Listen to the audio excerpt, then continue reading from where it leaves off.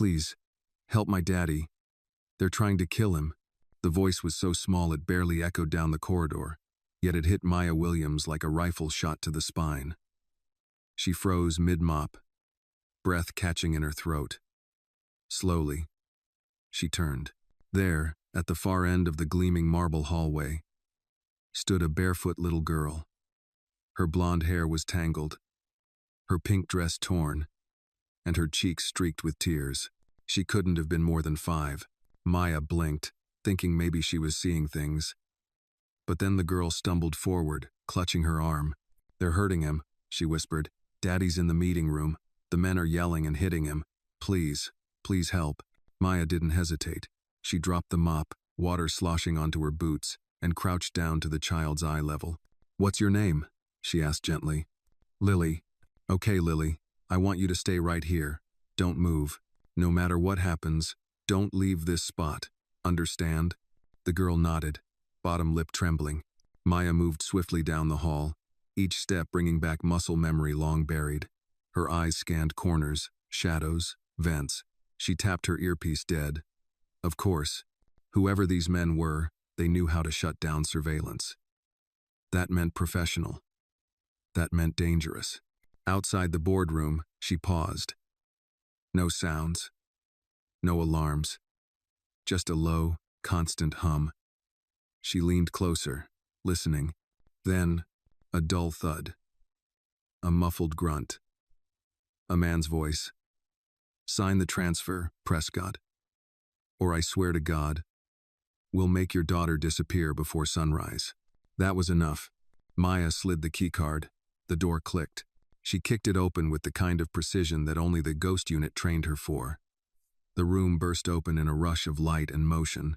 Inside, 3 men in black suits flinched at the sudden explosion of motion. One held a stun baton, another a pistol equipped with a suppressor, and the third, crouched beside a laptop, was tapping furiously at something on the screen. In the center of the room, bound to a chair with zip ties, was Jonathan Prescott, CEO, billionaire, and apparently the target of an internal coup. His lip was bleeding, one eye swollen shut, shirt soaked in sweat. The man with the pistol turned and shouted, "What the hell?" "Oh." Before he could raise his weapon, Maya launched herself at him. A swift elbow to the wrist sent the gun flying, and she delivered a sharp knee to his chest. He collapsed, wheezing. The man with the baton roared, "Who the hell is this bitch?" "Just a damn janitor," snarled the one at the laptop. "Get rid of her." The second man lunged. Maya ducked under the baton's arc, grabbed a chair leg, and swept his feet out from under him. He hit the table edge with a sickening crunch. The third stood and shouted, "You think you can take us all, maid?" Then crack, a metal rod, likely torn from under the table, came flying across the room. She saw it a split second too late. The rod struck her right shoulder with a vicious thud, knocking her sideways. The pain shot down her arm like lightning, her breath catching. Maya bit her tongue to keep from screaming. Her vision swam for a second. Blood dripped down her sleeve. "Stupid whore," one of them hissed. "You should have stayed in the damn broom closet." Through gritted teeth, Maya forced herself upright. The third man charged, but this time, she was ready. Ignoring the pain, she ducked low, slammed her elbow into his knee, then headbutted him square in the chest. He went down hard. Her shoulder screamed in protest. She stood, blood dripping to the polished wood floor. The room fell still. Jonathan Prescott stared at her in stunned silence, his lip trembling. His eyes were clouded with pain, but sharp enough to recognize something terrifying. "You're the janitor," he said, breathless. "I mop floors," Maya muttered, clutching her injured arm. "Not blood, but tonight, I didn't have a choice." She pulled a box cutter from her belt and sliced the zip ties from his wrists. "You can walk?" she asked. "I think so. We don't have time to think. Your daughter's waiting." She helped him up. He stumbled, and she gritted her teeth through the pain to steady him. They exited the room. Lily was still there, hands clasped, eyes wide.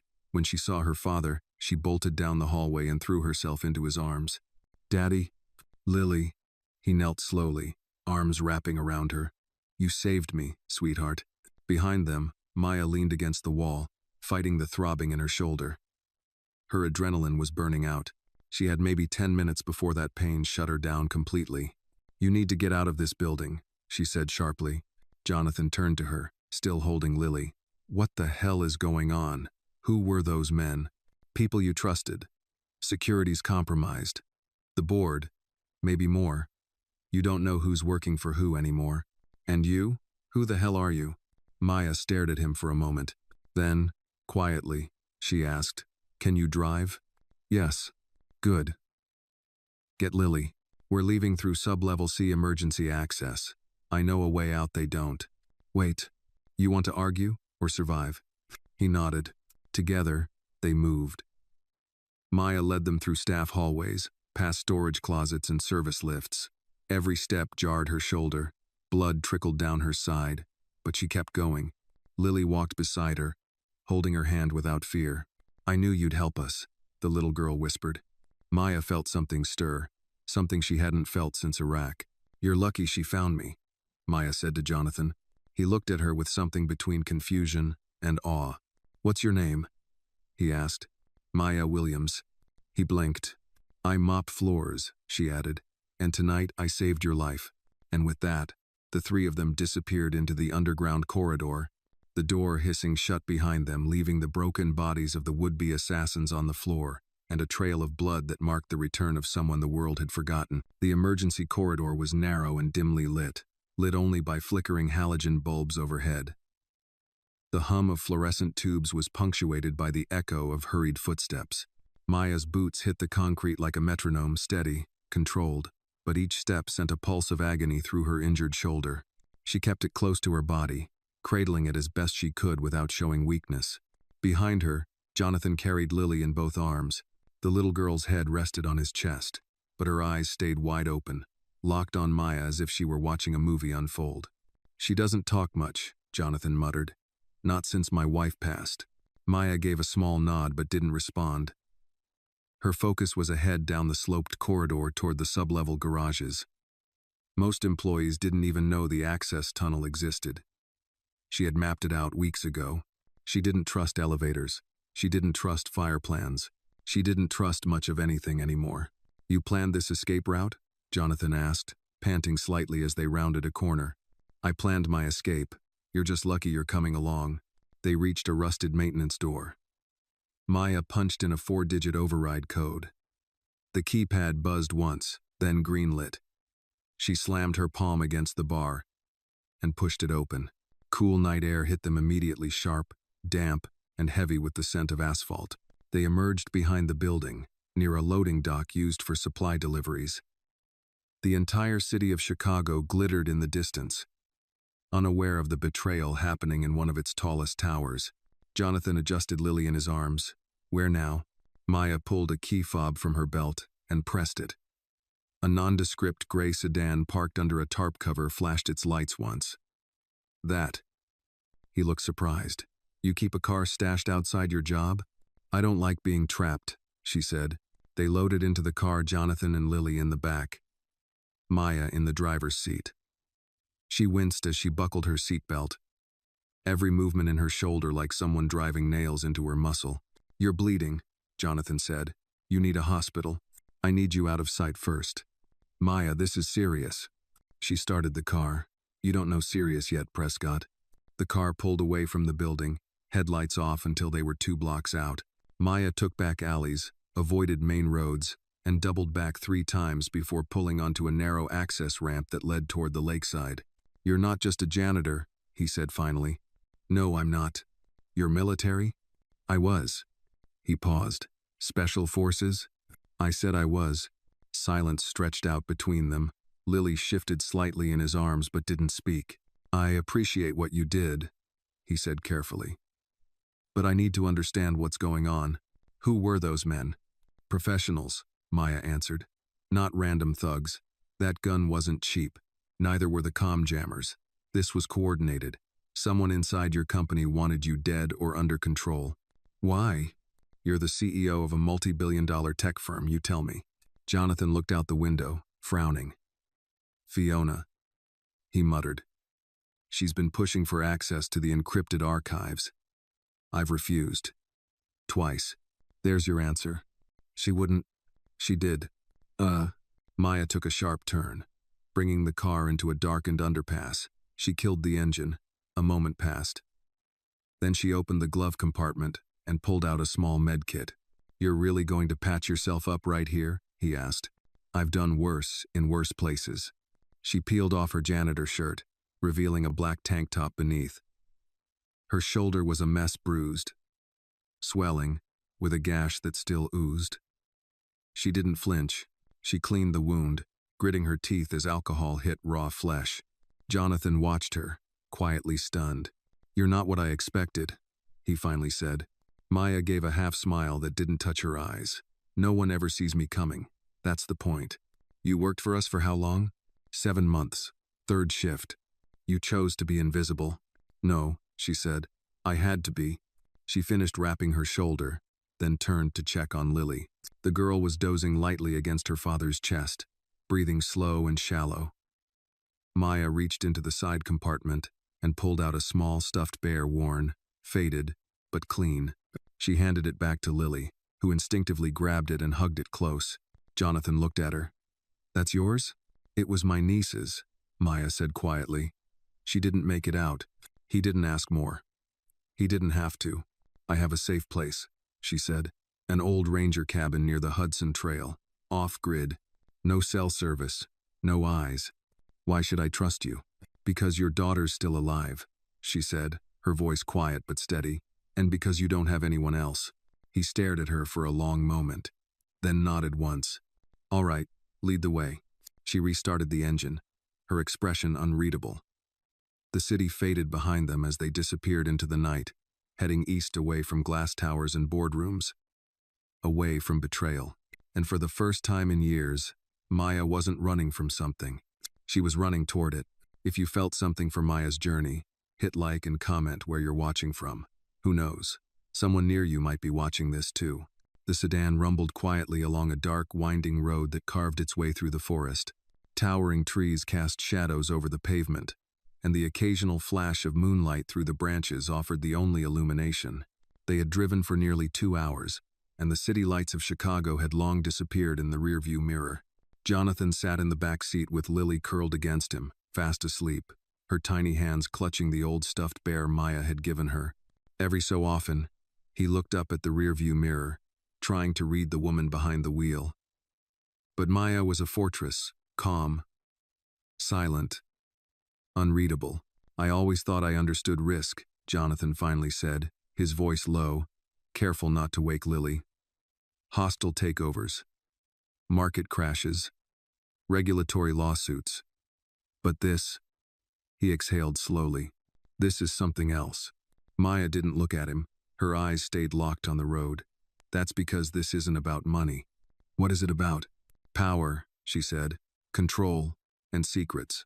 Ones they don't want you to live long enough to uncover. A beat passed. You've seen this before? He asked. I've lived it, Maya replied. Her voice was steady, but something in it hinted at old scars buried deep. Jonathan hesitated, then asked, What happened to your niece? Maya's fingers tightened on the steering wheel. For a moment, she didn't answer. She was 7, she said at last. Her name was Nia, smart, too smart for her own good. She was in a car with my sister, wrong place, wrong time. A cartel target. My sister worked for an investigative firm, wrote a report that embarrassed someone important. I'm sorry. She died scared, Maya said, her tone flat. Because no one was there to stop it. And no one paid for it. That's when I stopped waiting for justice. I started being it. Jonathan said nothing. He didn't know what to say. They drove in silence for a while longer until the paved road gave way to gravel. Maya slowed the car as they passed a rusted, half-collapsed sign that read, Hudson Trail Ranger Station, no access without permit. She turned off the main road onto a narrow dirt path, tires crunching against the rocks. The forest grew denser, the silence heavier. Finally, a modest wooden cabin emerged from the shadows. The windows were boarded. The porch creaked in the wind, and moss had crept up one side of the structure. But to Maya, it was home. She parked behind the cabin, killed the engine, and got out. The night air was colder here, crisp and biting. She moved around to help Jonathan with Lily. "You sure this place is safe?" he asked, eyeing the building skeptically. "No Wi-Fi, no cameras, no neighbors within 10 miles, and the generators in the basement old school, no tracking." Inside, the cabin was sparse but clean. A single fireplace, a worn leather couch, a couple of chairs, a compact kitchen, and a spiral staircase leading to a loft bedroom above. The walls were lined with shelves, some filled with survival gear, others with military-grade maps and paper files. Jonathan gently laid Lily on the couch, covering her with a thick flannel blanket. She stirred slightly but didn't wake. Her breathing was steady. Maya disappeared into a back room. When she returned, she handed Jonathan a cold pack, a bottle of painkillers, and a clean shirt. "For your head," she said. "You've been bleeding since we left the building." He touched his temple, wincing. "You're hurt worse than I am." "I've had worse," she said simply, pulling off her jacket and revealing the gauze-covered wound on her shoulder. It had bled through, faintly pink. "Let me look at that," he offered. Maya raised an eyebrow. "You a doctor now?" "No, but I've raised a 5-year-old. I'm good with Band-Aids." She smirked, then nodded once. "Fine." She sat down on the edge of the couch as Jonathan retrieved the first aid kit. He worked quietly, carefully peeling back the soaked gauze. "Damn," he muttered. "They really clocked you." "One of them had a good arm," she said through clenched teeth, "but not much else." He cleaned the wound gently, trying not to press too hard. "You could have run," he said. "You didn't have to come back for us." "I don't run," she said, her tone suddenly hard. "Not even from your past?" Her eyes flashed toward him. "Careful, Prescott." He nodded, accepting the warning. "I just don't get it," he said after a moment. "You worked in silence for months. No one really saw you. You made yourself invisible. Why?" "Because people only value what they see," Maya said. "And women like me? We don't get seen unless we're on the news or in a casket." "Oh," Jonathan finished wrapping the shoulder. "Well, I see you now." She looked at him, and for a moment, something in her expression softened. Then the moment passed. "We'll stay here for the night," she said. "At dawn, I need you to start talking. I want to know everything Fiona could have wanted from you. Names, deals, files, everything." He nodded. "I'll tell you everything I know, but there's something else." "What?" "My daughter. Lily. She's carrying something." Maya looked at him sharply. "What do you mean?" "I don't know what it is." "Before the attack, my assistant slipped a USB drive into Lily's backpack. He told her to protect it. Said it had to stay hidden. I didn't even know about it until we were running." Maya's eyes narrowed. "Where's her bag?" He pointed to the floor. Maya picked it up and rifled through it. At the bottom, taped under the lining, was a tiny flash drive. She held it up to the light. It was marked with a symbol, a phoenix etched in red. Maya felt a chill crawl down her spine. "That's not company property," she murmured. "That's government." Jonathan looked at her, confusion turning into fear. "What the hell is going on?" Maya stood, already walking toward her laptop. "I don't know yet," she said, "but we're about to find out." The old cabin was silent except for the low hum of Maya's laptop booting up. She sat at the kitchen table, the glow of the screen painting her face in cold blue light. Jonathan stood nearby, arms folded, tension radiating off him. Outside, the wind rattled the shutters, and a coyote howled somewhere in the distance. Maya plugged in the tiny flash drive, her fingers moving with practiced precision. "If this thing's government," she murmured, "it won't open easily. Could be encrypted 6 ways to Sunday." Jonathan rubbed his temples. "You really think this is connected to my company? Your company built the servers they use for contract work with Homeland and Defense. If someone slipped this to your daughter, they didn't do it by accident." He exhaled slowly. "God." The computer beeped. A black window appeared with a single blinking cursor. Then, a line of text flickered to life. "Access denied. Clearance required. Phoenix Protocol." Maya froze. The words hit her like ice. "Phoenix Protocol," she whispered. "I haven't heard that name in 10 years. Jonathan leaned closer. "What is it?" She didn't answer right away. Her eyes stayed locked on the screen. The phrase dragged up memories she had buried deep of a special operations project she had been part of, one that had gone dark after a mission in Syria. The Phoenix Protocol wasn't a file. It was a cover-up. She swallowed hard. It's classified, beyond classified. My team worked on retrieval ops under that name, but it was shut down, or so they said. So why does it show up on a drive my assistant gave my daughter? That's what I'm going to find out. Maya began typing a string of bypass codes she remembered from her years in service. The screen flickered, lines of encrypted data scrolling by like falling rain. Then, a folder appeared. Phoenix. Archive. Jonathan leaned closer. You just broke into a federal database, didn't you? I'm not in yet. I'm just knocking on the door. No. A moment later, the laptop emitted a sharp ping. A new message appeared. Stark and chilling. Unauthorized access detected. Trace initiated. Damn it! Maya yanked the drive out instantly, severing the connection. They're tracing us. Jonathan looked around, alarmed. How fast can they find us? If they're using satellite triangulation minutes. She slammed the laptop shut. Grab Lily. We're moving now. He obeyed without question. Within seconds, Maya had stuffed the laptop and the flash drive into her duffel bag and was yanking open a trapdoor in the kitchen floor. A wooden ladder descended into the dark cellar below. This way, she ordered. Go. Jonathan climbed down, holding Lily close. Maya followed, wincing as her shoulder flared with pain. She pulled the trapdoor shut above them and killed the lantern. Total darkness engulfed them, broken only by Lily's soft, frightened breathing. Where are we? Jonathan whispered. Under the cabin, old storm shelter. There's a tunnel that runs about 50 yards into the woods. We wait until we hear them. How can you be sure they'll come here? Maya's voice was flat. Because I've done the same thing. I know how fast they respond when someone touches a government file that doesn't exist. They waited. Seconds crawled into minutes. The cabin above was silent until the distant thump of rotors shattered the quiet. Jonathan's grip on Lily tightened. Helicopter. Maya nodded grimly. Scout team.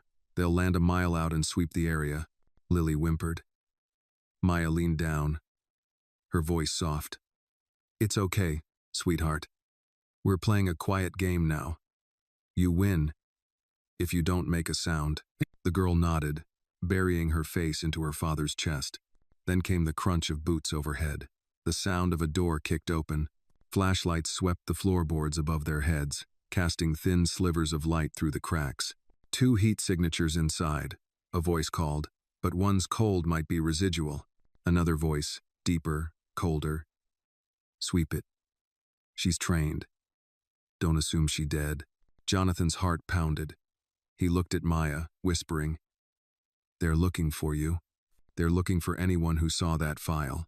A beam of light passed over the trapdoor seam. For one terrifying moment, it lingered there. Then, footsteps retreated. Clear, someone called. Move to perimeter, said the deep voice. Burn the place. Jonathan's eyes went wide. They're going to... I know, Maya said sharply. Time to go. She grabbed the emergency pack she kept stashed under the stairs, water, flares, a handgun wrapped in cloth. She ushered them into the tunnel, her movements fast but deliberate. The air was damp and cold. Dirt brushed against their shoulders as they crawled forward. Behind them, the faint roar of flames began to build. When they emerged into the night, the cabin was already burning. A column of orange fire licked at the sky, sending a shower of embers into the treetops. Jonathan stared in disbelief. Everything you had gone. Maya didn't look back. Everything I had burned a long time ago. They moved quickly through the trees, guided only by moonlight. After nearly half an hour of silence, Maya finally stopped near a rocky outcrop overlooking a dry creek bed. We'll rest here, she said. They'll think we died in the fire. It'll buy us time. Jonathan laid Lily down beside him. The little girl had fallen asleep again, exhaustion overtaking fear. He watched Maya as she checked her handgun and scanned the forest with steady eyes. You were part of Phoenix, he said quietly. Weren't you? I was a medic, she replied. But that's not why they remember me. What did Phoenix do? She looked up at the stars, her expression unreadable. We erased people. Targets too dangerous to exist.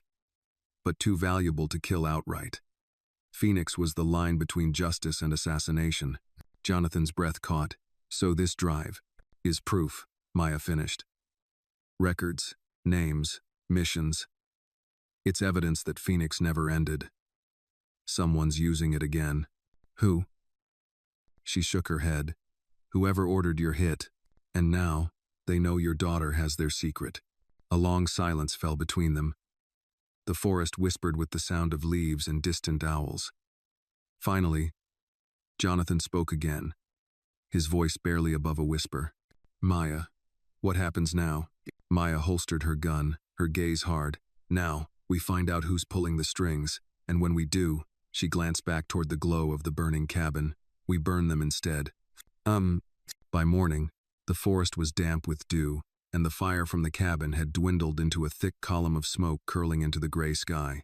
Maya stood at the edge of the rocky outcrop, scanning the tree line with binoculars, her eyes sharp and calculating. She didn't move for long minutes. Every squirrel rustle, every flap of wings in the distance was measured, identified, discarded. Below her, Jonathan gently shook Lily awake. She blinked sleepily, then sat up and looked around. Her voice was barely a whisper. Where's the bear? Jonathan smiled tiredly and pulled the old stuffed animal from his bag. Still safe, just like you. Lily hugged it tightly and leaned against him, her small body still exhausted from the ordeal. Maya came back down the slope, rolling up the binoculars into her pack. We're clear for now. No signs of drones, scouts, or heat signatures in the last 5 miles. Jonathan nodded. So what's the plan? She crouched beside them, pulled out a small notepad, and drew a quick map. There's a retired ranger station another 6 miles north. Nobody's used it in a decade. It's off-grid. No signal. But we can reach out to someone I trust from there. You trust someone? One person. I saved her life once. She owes me, and more importantly, she keeps her mouth shut. What's her name? Sergeant Cassandra Lowe, former counterintelligence. She disappeared after a leak almost got her team wiped out. Lives in an RV near Michigan's upper forests. She still has access to dead communication lines. Ones the government never bothered to shut down. Jonathan stared at her. You built a backup network, even after leaving. I never really left, Maya said. I just went underground. They packed quickly. Maya fashioned a sling for her shoulder from a torn piece of blanket and a branch she carved down to size. The pain never left, but she pushed through it silent, focused. As they walked through the dense woodland, Jonathan tried to keep pace with her, watching the way she moved, every footstep calculated, every glance purposeful. She looked more like a ghost than a soldier, an old spirit haunting forgotten trails. Did you always want this? He asked suddenly. The military life? Maya didn't answer for a while. When she finally did, her voice was low. No little girl dreams of learning how to disarm a tripwire or how to disappear in 3 seconds flat. I wanted to be a teacher. Art. I love to draw. Jonathan blinked. You, draw? Used to, she said. Stopped when my hands shook too much after the second tour. Silence fell again, heavier this time. They paused by a shallow stream to refill water bottles. Maya taught Lily how to check for silt, how to spot animal tracks, how to purify with iodine drops. The girl followed every instruction with wide-eyed wonder. And Maya, to Jonathan's quiet surprise, showed remarkable patience. You're good with her, he said when Lily stepped away to pick flowers. She reminds me of Nia, Maya murmured. Not just her age, her eyes, like she sees everything, even when she pretends not to. He hesitated, then asked, You ever want kids of your own? Maya glanced at him but didn't smile. I can't afford to want things like that, not in the life I lived. They continued onward. Around midday, the trees opened up to reveal the abandoned ranger station weathered, overgrown, but still intact. Ivy curled up the sides. A rusted U.S. Forest Service emblem hung crooked near the door. Maya scouted the perimeter, then picked the old lock and ushered them inside. Jonathan set Lily on an old cot while Maya flipped a loose floorboard in the back corner, revealing a small black metal case. Inside were emergency supplies, a solar-powered transmitter, and a worn leather folder filled with handwritten frequency codes. Jonathan watched as she assembled the transmitter, set the coordinates, and tapped out a series of rhythmic pulses in Morse code. "Who are you calling?" he asked.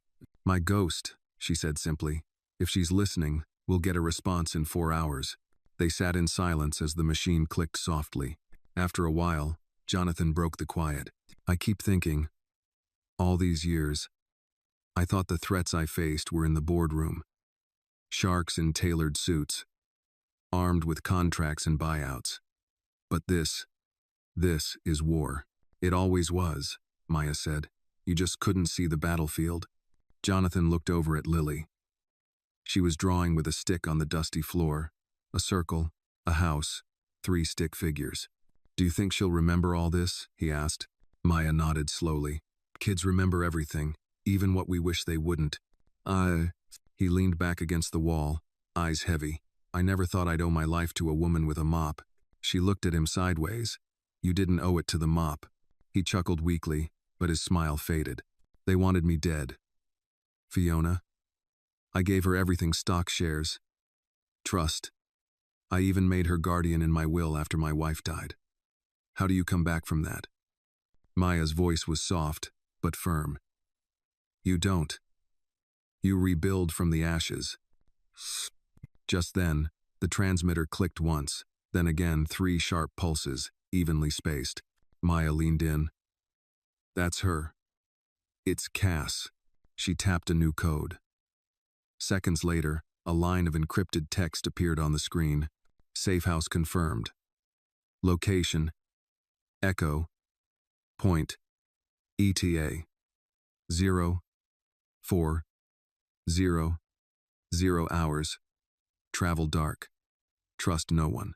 Maya exhaled. "We move tonight." Jonathan stood, rubbing the back of his neck. "You think she can help?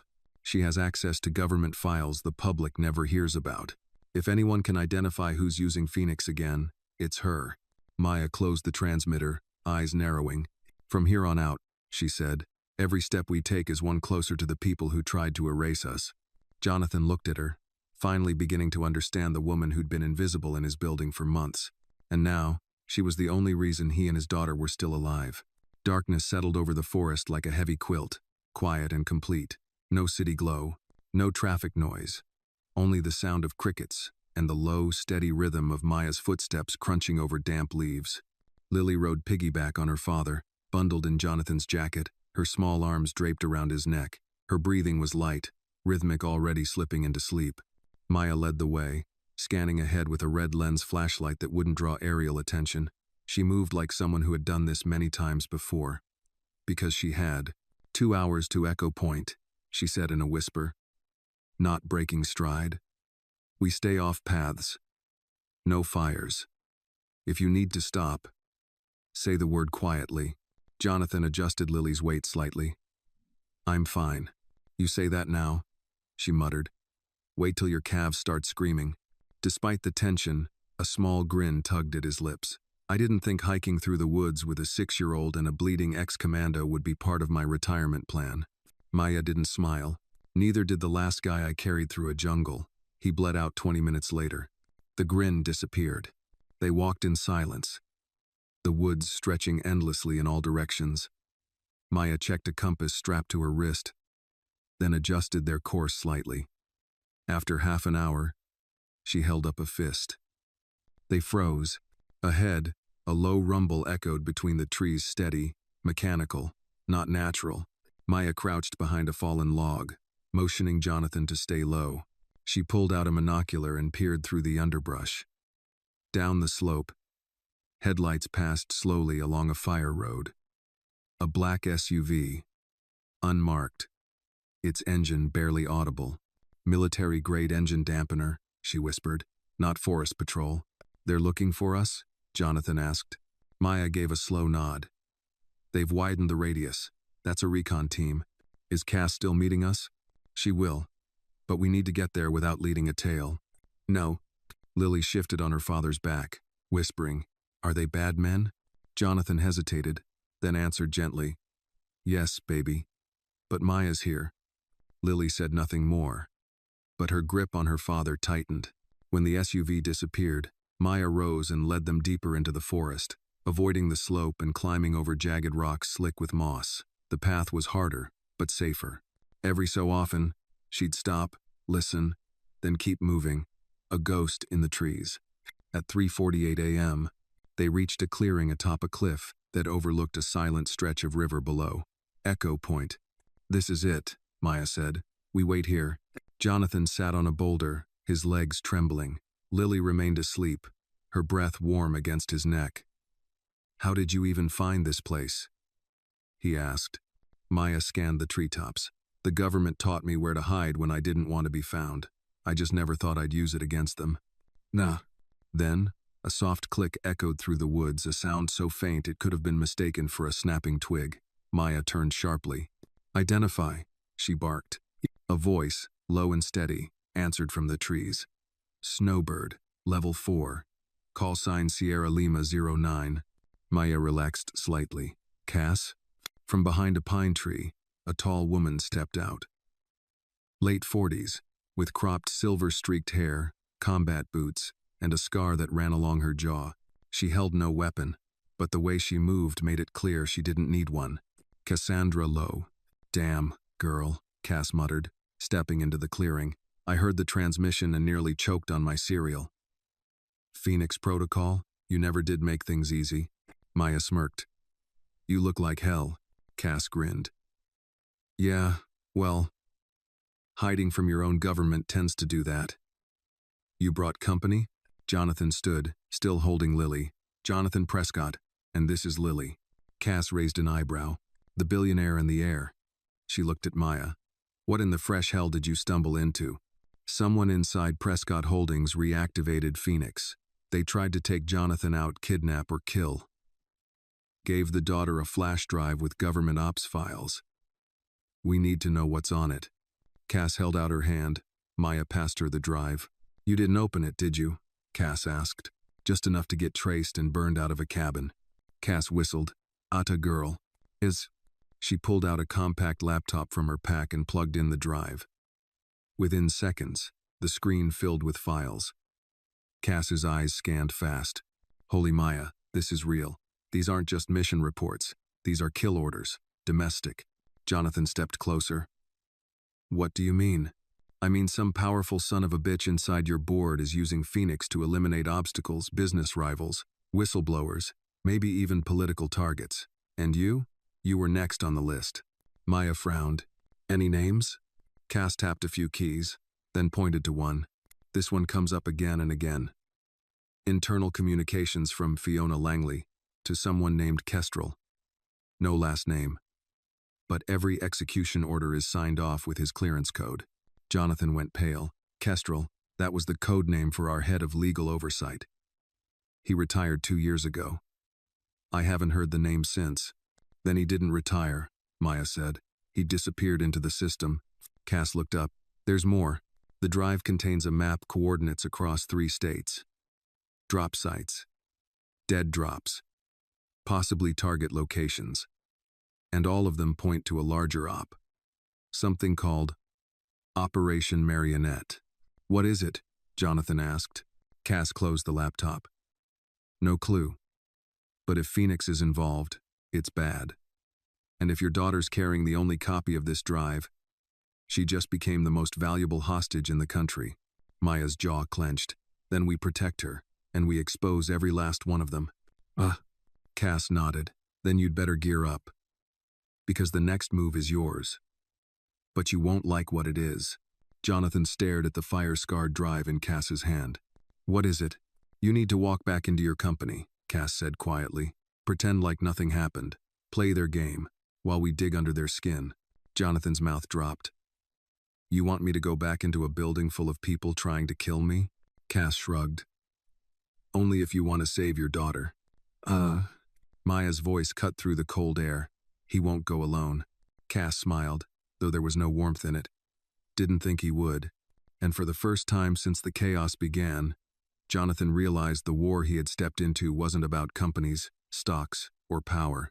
It was about survival, and trust, something he'd have to place in the hands of a woman who once mopped his floors, and now might be his only chance at staying alive. Morning sunlight cracked through the clouds as the SUV rolled through the outskirts of Chicago. The city skyline rose like steel fingers in the distance, towering and unfeeling. From the outside, everything looked normal. Rush hour traffic, blinking streetlights, pedestrians hustling across intersections. But inside the vehicle, tension hummed like a loaded gun. Jonathan sat in the back seat, clean-shaven now, wearing a navy suit, crisp shirt, and a silk tie, the uniform of the untouchable CEO. The bruises on his temple had faded just enough to be masked with makeup. His nerves, however, couldn't be so easily hidden. Next to him sat Maya, dressed not as a janitor but in a sleek black blazer, tailored slacks, and her hair pulled tight into a low bun. She looked like corporate security anonymous, professional, deadly, a flesh and blood firewall. "You sure about this?" she asked without turning her head. "No," Jonathan said, staring out the window, "but Cass is right.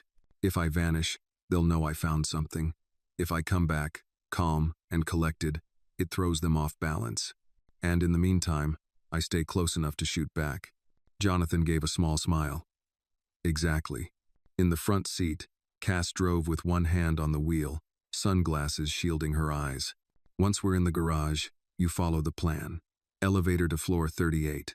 Your office. You take the morning meetings like nothing's happened. No mention of the fire. No questions about Fiona. She'll be watching for any slip." Maya nodded. "I'll sweep the security system and monitor her communications from the server room." "And me?" Jonathan asked. "You play dumb," Cass said. "You're not the hunter today. You're the bait." The SUV pulled into the underground garage of Prescott Holdings. Security guards at the entrance didn't even flinch, recognizing the license plate and waving them through. The building's automated systems scanned Jonathan's ID chip as he stepped from the car. Green light. Access granted. No questions asked. They entered through a back corridor, took a private elevator to the 38th floor, and emerged into the hushed luxury of the executive wing. Frosted glass walls, brushed steel decor, the faint scent of fresh flowers pumped through discreet air vents. Jonathan walked ahead, head high. His gait measured. Maya trailed 4 paces behind, alert but unassuming. As they passed the main conference room, Fiona Langley stood inside, mid-conversation with 2 board members. She turned. Her expression flickered for a second, surprise, perhaps even confusion, but she quickly masked it behind a cool smile. "Jonathan," she said, stepping into the hall, "you're early." He smiled politely. "Well, I figured I'd try something new being on time." Her eyes flicked to Maya. "And your new assistant?" "Security," Jonathan said smoothly. "With recent threats to high-profile executives, I decided to be proactive." Fiona laughed lightly. "Of course. I support the decision. I'm just glad you're safe." "I heard there was a break-in at your lake house?" Jonathan's smile didn't waver. "Small fire. Contained quickly. False alarm, really." Fiona's eyes lingered on him for a second too long. Then she nodded and stepped aside. "Welcome back, Jonathan." He walked past her without another word. Once inside his office, Maya locked the door behind them and walked straight to the private server console. She pulled a slim tablet from her jacket and connected it. Code scrolled across the screen. "We're in," she whispered. Cass set up a silent tunnel. "I can intercept any internal messages tagged with Phoenix or Marionette." Jonathan moved to his desk, pretending to scroll through emails while his heart pounded in his chest. "I don't know how to play this cool," he admitted under his breath. "Yes, you do," Maya said, eyes glued to the screen. "You've lied to shareholders for years." He glanced back at her. "I mean that as a compliment," she added flatly. The first ping came through. Maya's eyes narrowed. "She's messaging someone named K1, she said, encrypted. But she used a protocol from 5 years ago. Sloppy." She tapped furiously on the tablet. A few seconds later, a line of decrypted text appeared. Subject returned. Suspect's exposure. Kestrel authorizes contingency. Begin silent extraction. Jonathan's blood ran cold. "What does that mean?" Maya looked up. "It means she just put out an order to disappear you quietly. No scenes. No mess. And she got the green light." He stood. "Then we need to go." "No." If you bolt now, you'll never see the board again. We need names. Evidence. Another message popped up. This time, it was a calendar invite. Private board lunch, 12:30 p.m., Sublevel 3, Black Room. Maya frowned. That's not a normal meeting. It's not even on my schedule, Jonathan whispered. Because you're not invited. Or, you're the guest of honor. Maya stepped away from the console. This is the moment.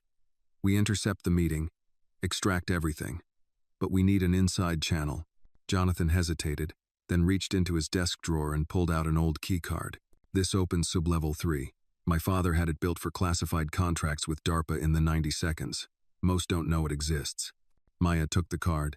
Then we use it. But first, we give them what they're not expecting. What's that? A ghost. She walked to the window and pulled out a small device from her inner jacket round. Flat. Black. She clicked it once. A soft pulse vibrated through the air. EMP beacon, she said, knocks out interior trackers for 5 minutes. Enough time to vanish without leaving a trail. Where do we go? She looked back at him. We go to the belly of the beast. And we don't come back up until we have everything we need to burn it down. Jonathan stared at her, this woman who once swept floors and now commanded his survival like a general in a war he didn't know he was part of. And for the first time, he felt something shift inside him. Not fear, not doubt, but resolve. The air grew colder the deeper they descended. Sublevel 3 wasn't part of the official building blueprints.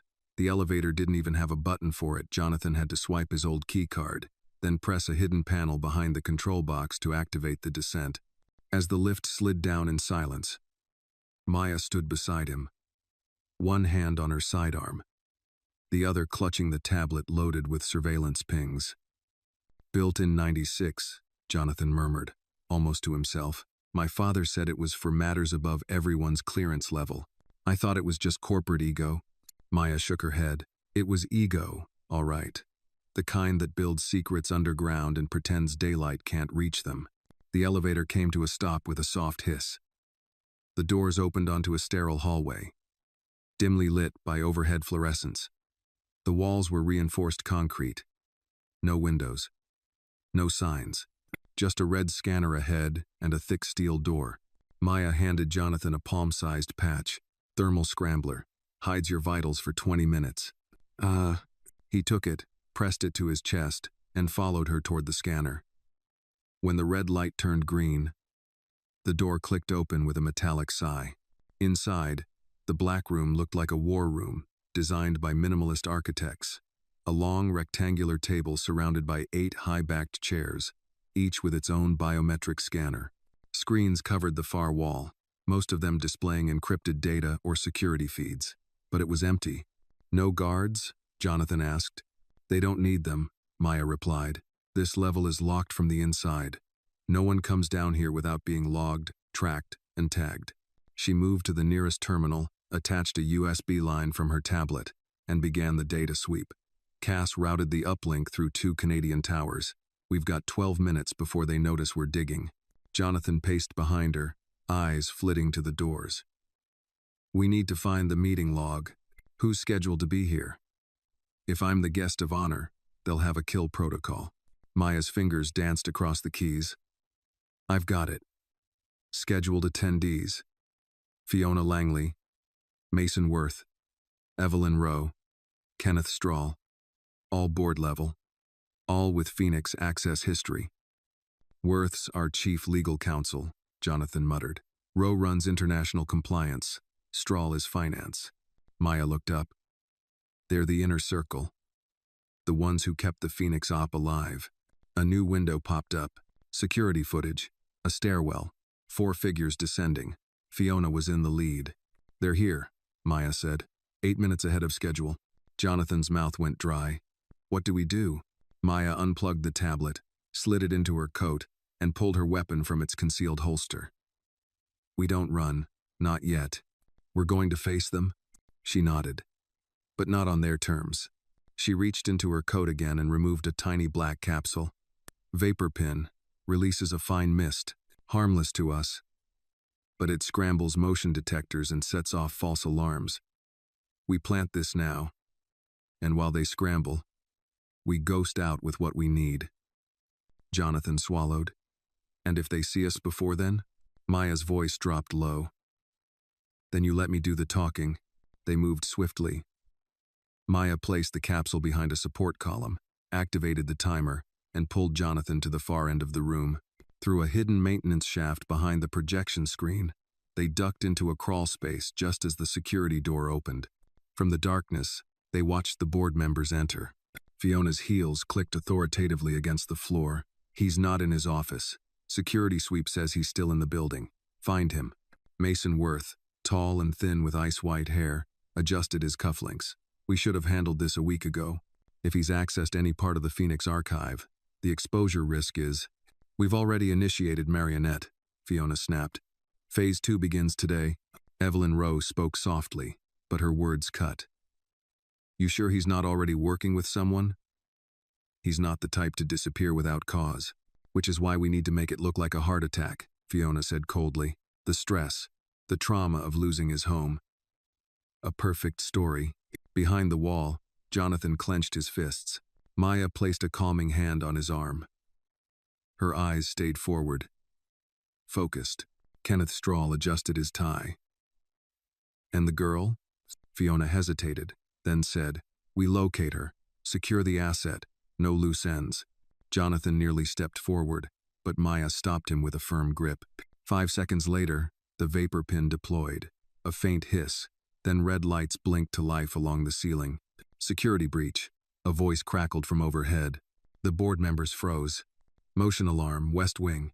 Unknown movement. Go, Fiona ordered. Seal the floor. No one leaves until we verify. Maya tugged Jonathan into the crawl space and moved quickly, quietly. They exited through a secondary maintenance corridor and emerged 2 levels up in the central air control room. Cass's voice came through Maya's earpiece. I've got the files. Full Phoenix dossier. All names. All orders. Downloaded and scrubbed. You're clear for exfil. Maya looked at Jonathan. You still with me?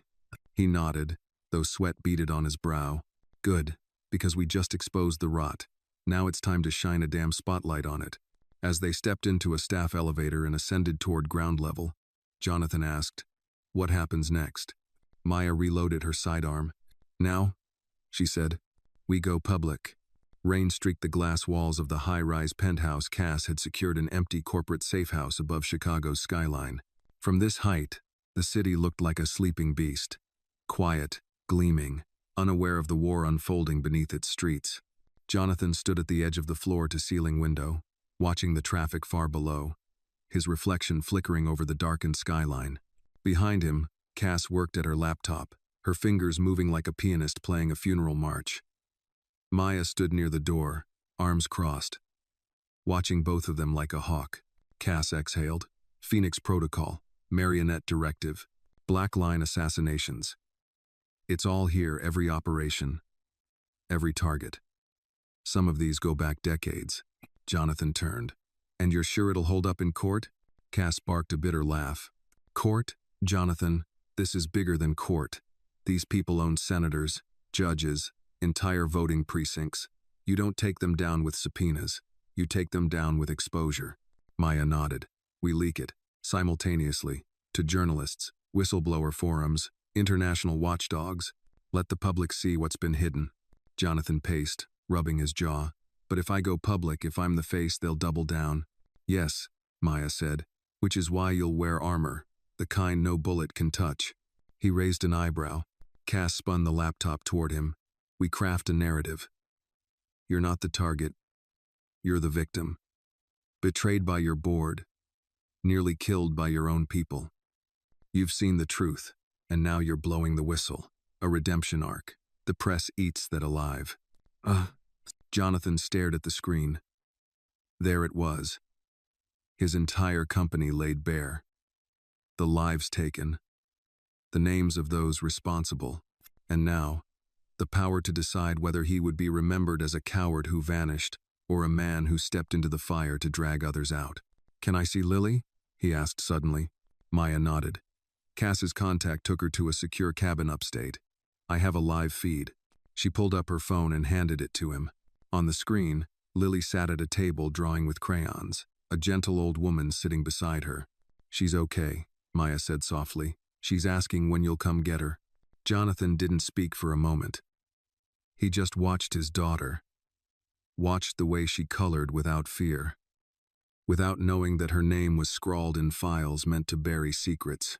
"I want her to grow up in a world where men like Worth and Fiona don't win," he said at last. "Then let's make that world," Cass replied. "But we have to move fast. They'll realize we ghosted the meeting. They'll start purging data, covering tracks." "Already started," Maya added. "Servers went dark 20 minutes ago." Cass turned to Maya. "And the internal mole?" Maya's jaw tightened. "Not confirmed, but I've narrowed it to 2 people on his personal staff." Jonathan looked up. "Rachel, my executive assistant." She gave Lily the flash drive. Cass raised a brow. "On purpose?" "I think she was scared. She trusted a 6-year-old to protect it." "That says everything," Maya muttered. She knew it was the only place they wouldn't look. Cass stood and grabbed a pre-packed go-bag from the corner. "Then we have no choice. We go to the press tonight. In person. If they see your face, hear your voice, it forces them to act." Jonathan nodded slowly. "I want every document, every image, everything tied to Operation Marionette." Cass passed him a tablet. "It's all here, preloaded. Once we start, there's no going back." He accepted it, feeling the weight of 1,000 secrets in his hands. "Then we start now." 2 hours later, under the bright lights of a nondescript parking garage beneath a news station, Jonathan stood in front of a handheld camera operated by Cass. Maya stood off to the side, watching for movement, eyes sharp. Jonathan inhaled. "When I was 27, I inherited Prescott Holdings from my father. I believed in its mission. I believed in its people. I believed in the power of technology to help the world." He paused. "But what I didn't see, what I refused to see, was what grew in the shadows of that power. Contracts that became cover stories, projects that became weapons, and a protocol called Phoenix, used not to protect Americans but to silence them." His voice gained strength. 2 nights ago, I was nearly killed by people I trusted my own board. My daughter was used as a pawn to deliver a file they didn't want me to see. But I saw it, and now so will you. Cass tilted the camera slightly, zooming in as he held up the tablet screen to reveal classified documents. Black bars, agency stamps, blood, red clearances. "I am Jonathan Prescott, and this is the truth they never wanted you to know." Within 30 minutes, the video hit 12 platforms. Within an hour, it went viral. "Holy hell," Cass muttered, watching it explode across news sites. "It's happening." News anchors scrambled to verify. Former government officials tweeted cryptic confirmations. Hashtags trended. Number: Phoenix Files. Number: Prescott Leaks. Number: Justice Unsealed. But Maya wasn't smiling. "They won't go down quietly," she said. "We just poked the hornet's nest," Cass agreed. "They'll come hard, with lawyers, blackmail, maybe even another hit." Jonathan looked up from the screen. "Then we hit back harder. Now." And in that moment, surrounded by old shadows and new allies, Jonathan Prescott stopped being a victim. He became a witness, a whistleblower, a man who stood beside a warrior named Maya William and decided to burn down the house he built to save the people it tried to bury. The world didn't just watch, it roared. By dawn, Jonathan's expose had flooded every major news network. Headlines screamed across television screens and mobile phones. "Billionaire blows whistle on Black Ops ring inside his own company." More shocking than the details of Operation Phoenix were the names attached to it. Names the public recognized, trusted, even voted for. Jonathan stood near the window of the safe house, staring at a screen as angry crowds gathered outside the Prescott Holdings building. Protesters carried signs, chanted, waved cell phones lit like fireflies in the early morning gloom. Maya sipped black coffee from a chipped mug, eyes scanning a satellite map on her tablet. She wasn't celebrating, she was preparing. "They're going to retaliate," she said. "Hard. The Phoenix Files made waves in places most people can't spell." Some of these men have private militaries, not just legal teams.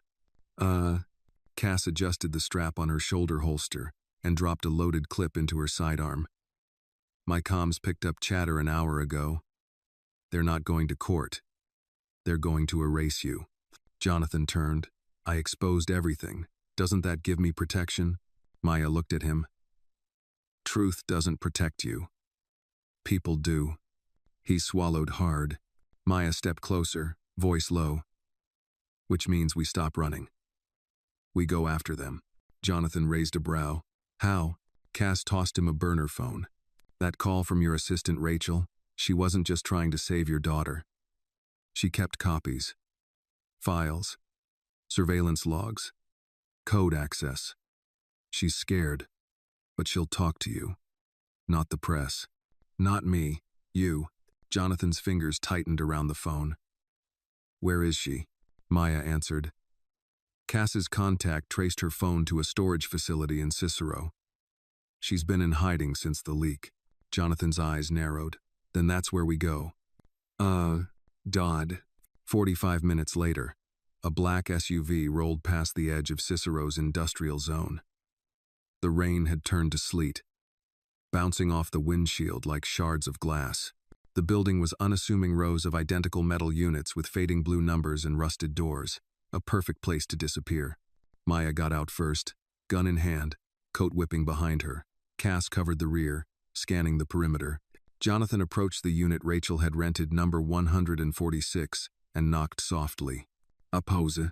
Then the door creaked open, just enough for one eye to peek through. Mr. Prescott? Rachel's voice trembled. Jonathan nodded. It's me. You're safe. She hesitated, then opened the door all the way. Her eyes were red. Mascara streaked down her cheeks. In her hands was a flash drive, identical to the one Lily had carried. I copied the entire internal correspondence folder the day after Fiona sent that encrypted memo, Rachel whispered. Something didn't feel right. Then I heard about the fire at your lake house, and I knew. You did the right thing, Jonathan said. No, she said softly, looking at Maya. She did the right thing. I just couldn't stand by. Cass connected the drive to her laptop. Jackpot. These are internal message logs. Voice memos. One of them is a recording. She played it. Fiona's voice came through sharp, controlled, unmistakable. Initiate the marionette phase. Prescott's too close. If he resists, we make it look like suicide. He's unstable. No one will question it. Maya's eyes burned with cold fury. Jonathan turned to Rachel. Can you testify? Rachel swallowed. If I don't, what was the point of any of it? Cass nodded. Then let's get her to federal protection. She's the nail in the coffin. Maya was already on the move. No time to linger. If we found her, they can too. No. 20 minutes later, as they exited the industrial zone, a black sedan with tinted windows turned the corner fast, too fast. Maya slammed the SUV into reverse. Gunfire erupted. Bullets shattered the back window. Jonathan threw himself over Rachel, shielding her. Cass fired back through the broken glass, her shots methodical and lethal. 2 shooters, she shouted. Rear right and front passenger tactical gear. Maya made a hard turn onto a gravel path, tires shrieking. Hold on. The SUV crashed through a chain-link fence into an abandoned rail yard.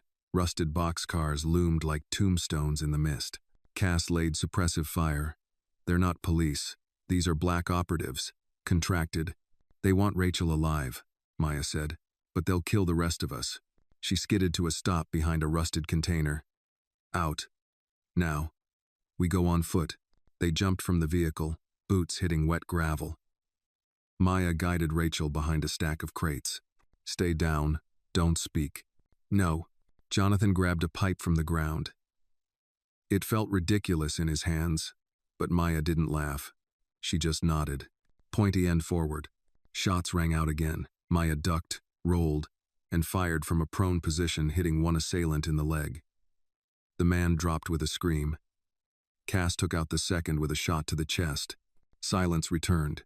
Jonathan panted, heart thudding like thunder in his chest. Are we? Maya raised a hand. Wait. A soft footstep behind them. She turned and fired. The third man dropped. Hidden sniper. Cloaked. Silent. Cass muttered, "That's a kill team. That's official. Not hired guns." Maya checked her weapon. "Then the gloves are off." Rachel wept softly. Jonathan knelt beside her. "You're safe now," he said. "No," she whispered. "None of us are." Back at the safe house, Cass uploaded the recording to a secure channel and shared it with 3 international media outlets and 2 federal whistleblower offices. By morning, the story had evolved. Audio confirms billionaire targeted for assassination by corporate board. FBI opens probe into Prescott Holdings. Civil unrest grows. Demands for resignations surge. But even as the public pressure mounted, Maya remained vigilant. Every corner, every shadow. She knew this wasn't over. She knew, deep down, that the final strike was coming. And next time, they'd bring more than bullets. A cold front swept over the Midwest, covering Chicago in a thin veil of frost. Streets glittered under pale sunlight. But the air was tense like a city waiting for the punch it knew was coming. Inside a modest brownstone in the suburbs rented under a false name, Jonathan sat at the dining table, flanked by Maya and Cass. The table, stripped bare, was covered in documents, maps, photos, and encrypted drives. In the center sat a corkboard with red strings stretching like veins between the names of the Prescott Holdings board. Maya paced silently, sidearm holstered but never far from her hand. Cass tapped a pen rhythmically against the table as she examined the newly leaked documents. Jonathan ran a hand over his face. "We've exposed them. The files are out. We have the audio. Rachel's in protective custody. What more do we need?" Maya turned. "A confession. On camera. We need someone from inside the machine to admit it all." Cass nodded. "Otherwise, they claim it's fabricated, deep fake, old data, anything to discredit you." Jonathan exhaled. "Who?" Maya stepped to the board and pointed at a name near the top, Kenneth Strahl. "Finance," she said. "He handled Phoenix disbursements. Payroll for contract agents. His signature is on every off-book transfer. If anyone's got receipts, it's him." Cass leaned forward. "We traced him to an estate in Lake Geneva, Wisconsin. Off-grid, mostly self-powered. He's been silent since the leaks, hasn't appeared on any network, which means they're either keeping him quiet or he's hiding from them." Jonathan's eyes narrowed. "Then we pay him a visit." The drive north was quiet. Maya sat behind the wheel, eyes locked on the road. Cass worked on surveillance gear in the back. Jonathan stared out at the flat farmland rolling by, snow clinging to the tips of fences and rooftops. "Did you ever think it would go this far?" he asked Maya. She didn't answer right away. "When I enlisted, they said I'd be defending freedom, serving justice. But I came back with scars and secrets, watching good men die for contracts no one remembered." She glanced at him. "So no, I didn't think I'd end up protecting a billionaire with a daughter and a target on his back. But you didn't think your janitor used to hunt war criminals either, did you?" Jonathan smiled faintly. "Not until you threw a kitchen knife into a man's thigh. Good aim's the one thing they taught me right."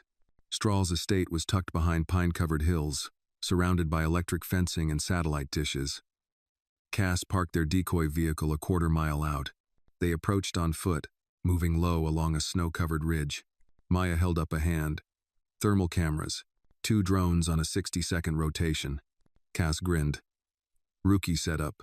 She deployed a handheld scrambler. And within 30 seconds, the drones dropped from their patrol path. The fence was disarmed. Maya cut through the metal silently. They slipped through the trees and reached the side door of the mansion. Maya picked the lock in seconds. Inside, the air was cold and stale, the curtains drawn tight. Cass took point. Jonathan and Maya followed, sweeping each room with quiet, practiced movement. Then they heard it, coughing, soft, broken, from the lower floor. Maya led them to a basement door, creaked it open, and stepped lightly down the wooden steps. There, in the dim glow of a single floor lamp, sat Kenneth Strahl. He was thinner than Jonathan remembered. Pale, hollow-eyed. He wore a house robe and held a half-empty bottle of scotch. A pistol lay on the table beside him, untouched. When he saw them, he didn't flinch, just stared. "You're late," he said, voice hoarse. Jonathan stepped forward. "You were expecting us?" Strahl chuckled, bitter. "No, I just figured it was a matter of time." He gestured to the couch. "Sit. Or shoot me. Either way, let's get on with it." Jonathan didn't sit. "You know why we're here?" Strahl looked at Maya. "I remember you. You guarded the parking garage once. You always stood in the shadows." "I'm still standing," Maya replied coldly. Strahl rubbed his face. "I didn't want it to become this. But once Phoenix reactivated, there was no out. They threatened my family. My son. He's 9. Cass crossed her arms. "Then give us what we need. Their names, their meetings, the way they approved, hits under government contracts." Strahl hesitated. "They'll kill me. They're already trying," Maya said. "But if you talk, they burn, and your son gets a future." Strahl stared at the floor. Then he nodded. "I have a dead man's switch. In a safety deposit box in Evanston. If I go silent for more than 72 hours, everything goes to Reuters and the New York Times. I'll give you the key. But I want immunity. For me. For my son." Jonathan nodded. "I'll make the call." Strahl handed over the key, then leaned back, exhausted. "Fiona's not the worst," he said. "It's Kestrel. You think he vanished? He didn't. He became the shadow. He's still pulling strings. And he won't stop until everyone who touched that program is gone." Jonathan stiffened. "Who is he?" Strahl whispered. "Check the CIA end-of-contract roster. 2013. Name, Elliot S. Marsh. That's Kestrel. Your father trusted him, and he killed more people than cancer." Maya's eyes narrowed. "And he's still active?" Strahl nodded once. "He never stopped." Back at the safe house, Cass secured the key in a biometric vault. Jonathan stood alone in the living room, watching a news anchor replay a segment on Phoenix's fallout. Public opinion had shifted. People weren't just outraged, they were scared. Then Maya entered quietly and handed him a file. Marsh's last known address. Outside Baltimore. Isolated. High surveillance. Off-grid. Like a man waiting for war. Jonathan took the file, his jaw set. "Then we bring it to him." Maya stepped closer. "This is it, Jonathan. He's the one who ordered your execution. Who built the machine. This isn't just about justice anymore." "I know," Jonathan said softly. "It's about finishing the war my father didn't even know he started." A cold wind swept through the outskirts of Baltimore, rustling the dead leaves that carpeted the long-abandoned farmland. In the distance, nestled between skeletal trees and forgotten power lines, stood a weathered colonial house, white paint peeling, windows shuttered, a flagpole stripped of its stars. It looked like time had exiled the place, left it to rot with the secrets it harbored. But for Maya, Cass, and Jonathan, it was more than a ruin. It was the last known residence of Elliot S. Marsh, aka Kestrel, the former CIA black operative who orchestrated Operation Phoenix and had ordered Jonathan's quiet death. The safe house SUV rolled to a stop on a dirt road about 200 yards from the property. Cass killed the engine and peered through the windshield with binoculars. 2 heat signatures, one upstairs, one moving near the back porch. Could be sensors too. No cameras on the outside, but I guarantee they're inside. Maya had already unbuckled and was slipping on her tactical gloves.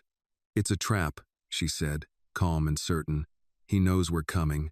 The only question is, what's he waiting to see?" Jonathan pulled a compact 9mm from the glove box. He'd trained with Maya every day since the ambush in Cicero. He wasn't a soldier, but he no longer shook when holding steel. "I want to face him," he said. Cass handed him an earpiece. "You do exactly what we say. No hero moves." "Understood." Maya's voice was even, but steely. "We go in together. You step out of line, I drag you out." They approached through the tree line, using the morning fog for cover. The air was damp, thick with tension and decay. At 20 yards out, Maya signaled them to stop. She crouched and scanned the ground near the porch, then reached into the leaves and pulled out a thin tripwire. "Pressure trigger," she whispered. "Crude, meant for a warning, not a kill. He wants us to come in." Cass disarmed it swiftly and motioned forward. They reached the porch, boots creaking on warped wood. Maya drew her weapon, exhaled, and opened the front door. Inside, the house was dark. Dust floated through the air like ghosts.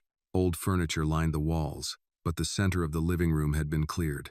A single chair sat in the middle, and behind it a man. He was older than Jonathan expected, late 60s. White hair slicked back, posture like a blade. He wore a gray wool coat and polished boots. A scar ran down the left side of his face, and his eyes, icy blue, locked onto them like crosshairs. "You made good time," Marsh said, voice gravelly but composed. "Didn't expect the janitor to still be walking."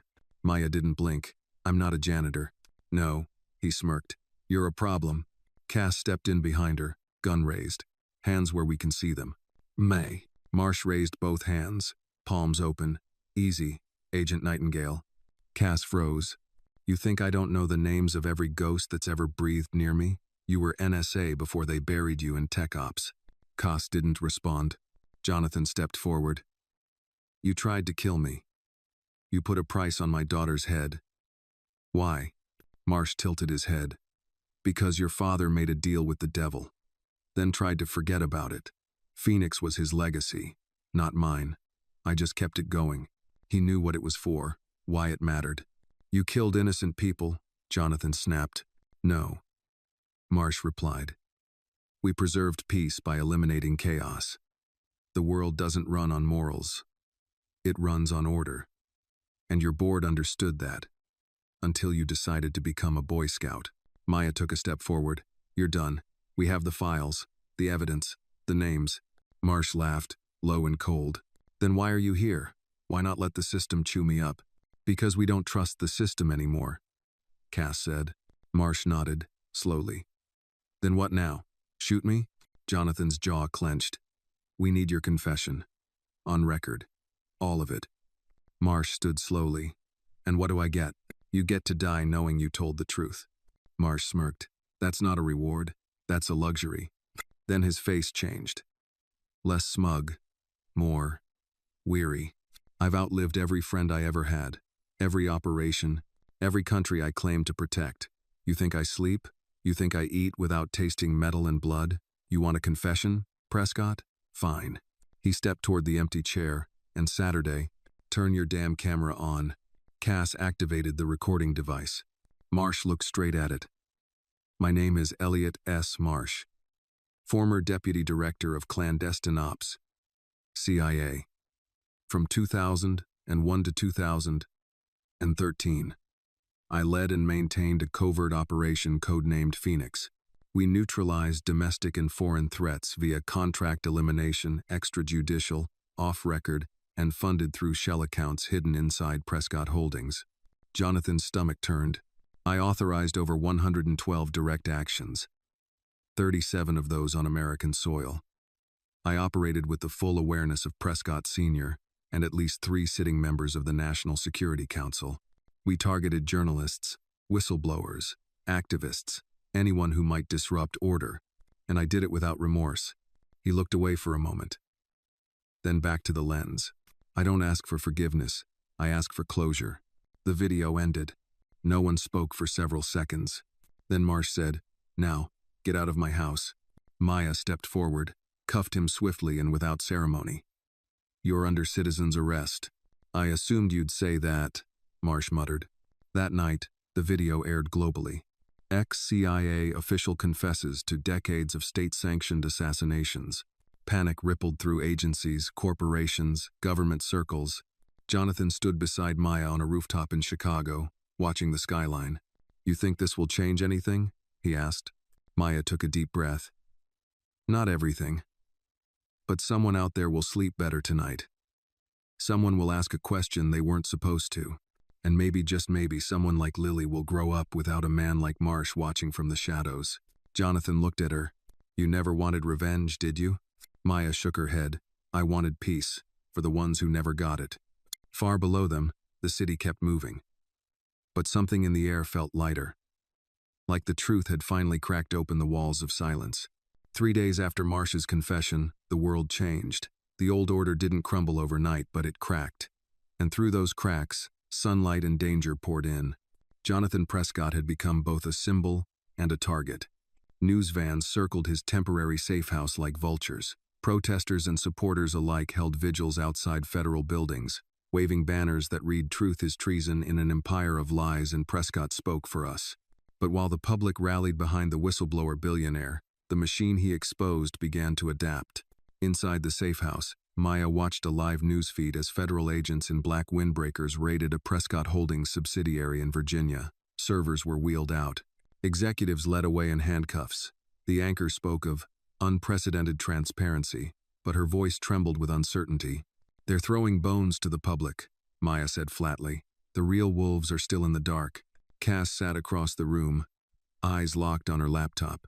"She's right. Internal chatter's gone dark. VPNs scrubbed. Signal interference is up in 6 cities.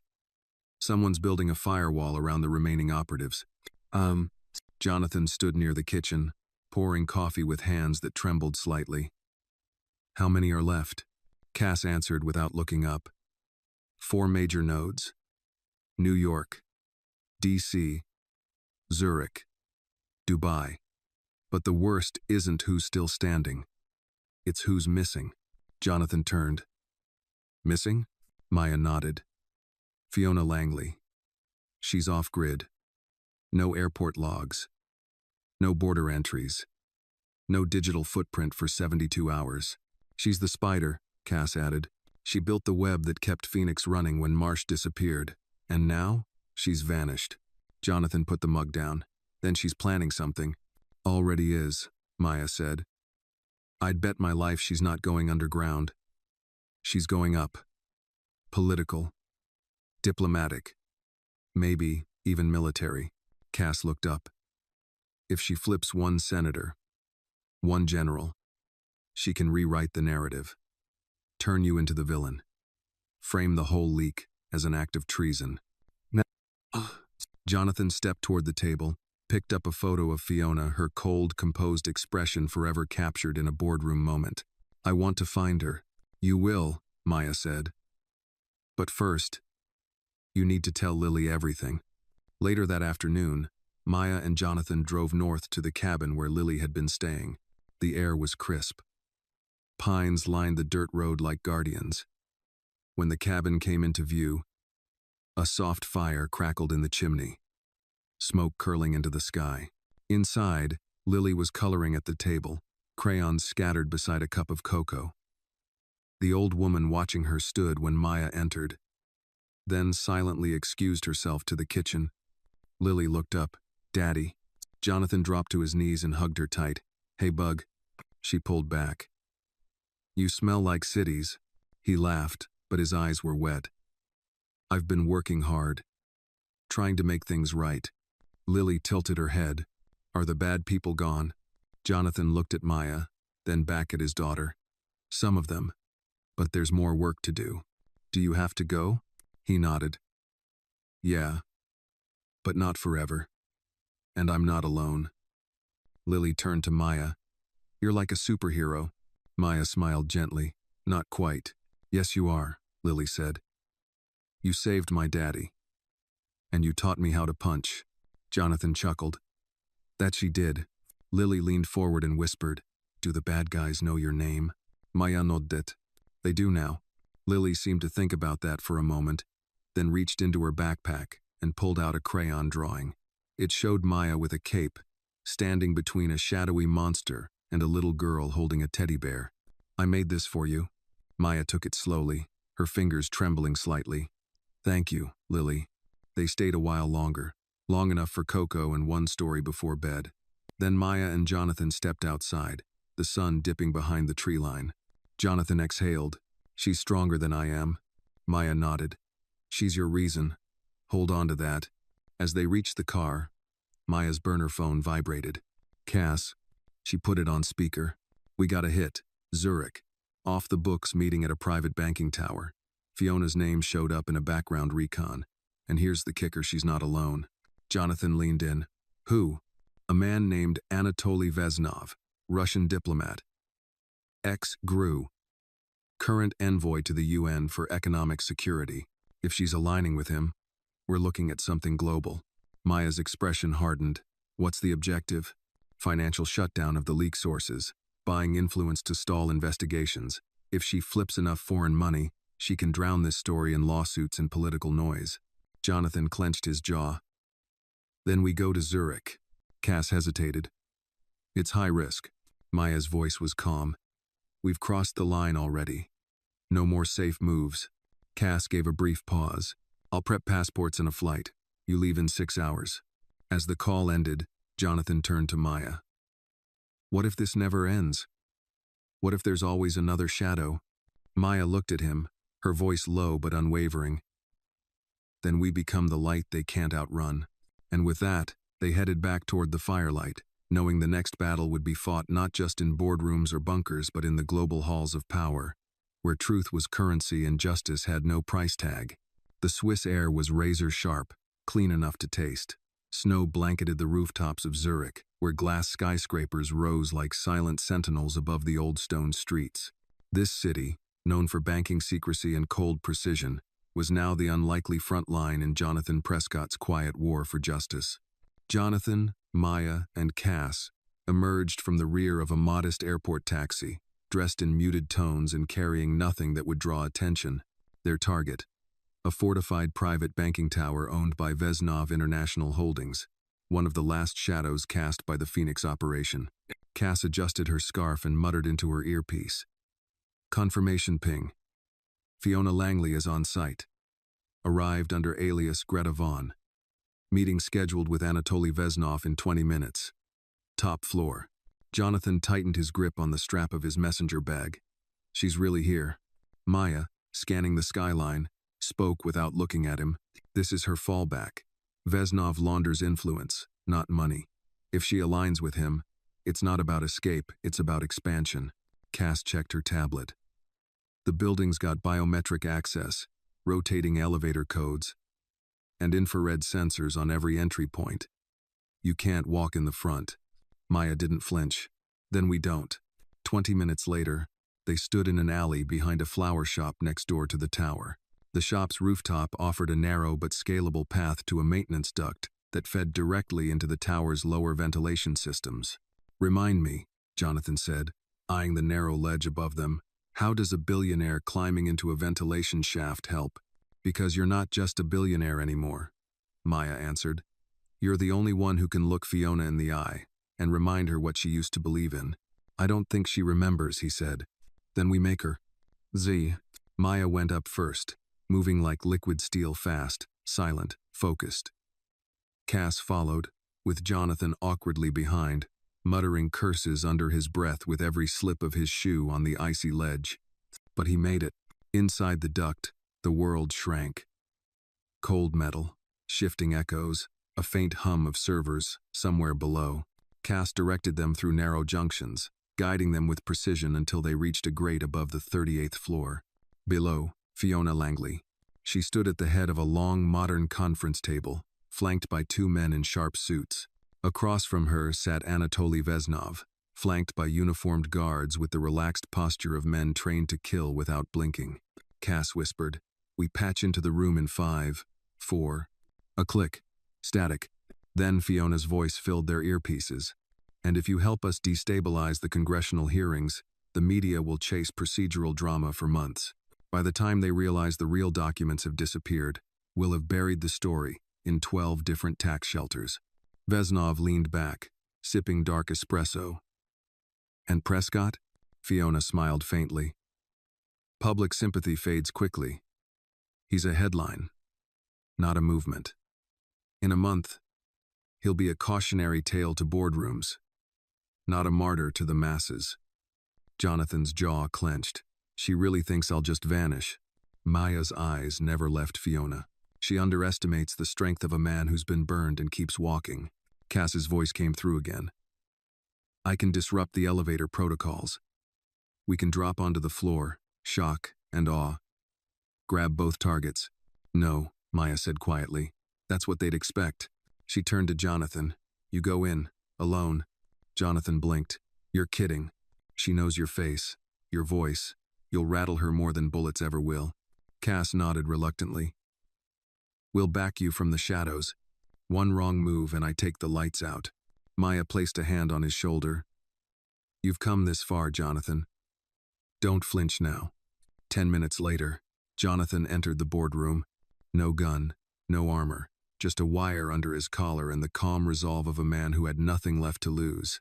The room went still. Fiona turned first. Her eyes widened slightly, but only for a moment. Jonathan, she said coolly, didn't expect you to climb out of your foxhole. He stepped forward. I've been busy cleaning up the mess you left behind. Vesnov glanced between them, amused. Is this the part where the Americans moralize? Jonathan ignored him. You betrayed everything we stood for. My father's vision. My family. You tried to kill my daughter. Fiona's voice lowered. Your father sold that vision for a seat at the intelligence table. I simply delivered. By signing death warrants? Laundering assassinations through corporate spreadsheets? She stood straighter. We kept the world orderly. You fed the darkness, he said, and now it's coming for you. Cass's voice whispered in his ear. 10 seconds. Maya's in position. Say the word. Jonathan locked eyes with Fiona. You're not going to silence me, Fiona. And you're not walking out of here a free woman. Fiona's lips curled. I already have, Jonathan. You just don't see the bars yet. That was it. He tapped the button in his sleeve. Suddenly, the lights cut out. A second later, red strobes kicked on, and emergency sirens blared. Cass's voice. Disruption triggered. Local security blinded. Move. Maya dropped from the ceiling vent like a shadow breaking free. In seconds, she disarmed both of Fiona's guards with brutal efficiency. One crumpled with a groan. The other tried to reach for a concealed weapon but froze when Maya's boot pinned his wrist to the floor. Fiona didn't move. Not an inch. Still got bite, Maya, she said, voice flat. Maya replied, cold and quiet. This time, I'm not aiming to scare you. Cass burst through the door from the stairwell, weapon raised. Vesnov, to his credit, remained eerily calm as Cass cuffed him. History always replaces tyrants with new ones, he said. And we'll deal with them too, Cass snapped. Jonathan stepped closer to Fiona. It didn't have to be this way. Yes, she whispered. It did. Then Maya cuffed her. The room fell silent except for the low hum of the building's power resetting. And in that silence, something deeper settled like gravity, finally catching up to a soul that had floated too far from the ground. That night, global headlines exploded again. Fiona Langley captured in Zurich. Explosive footage shows final confrontation. Prescott strikes again, former GRU agent, apprehended in international raid.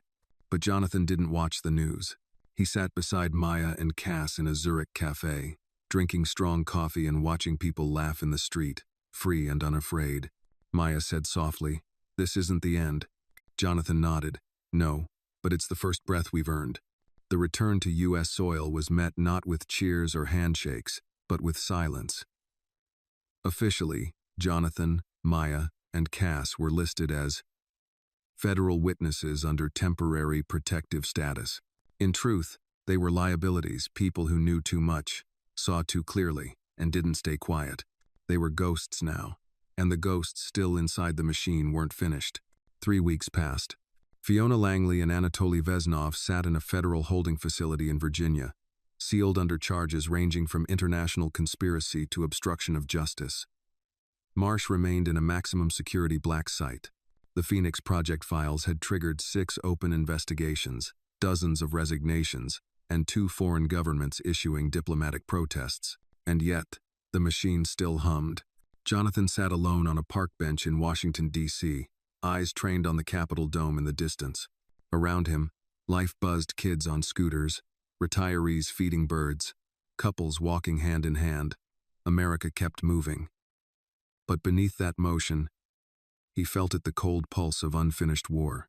Maya appeared beside him, dressed in civilian clothes, blending in. She didn't sit right away. "They've frozen the internal review," she said quietly.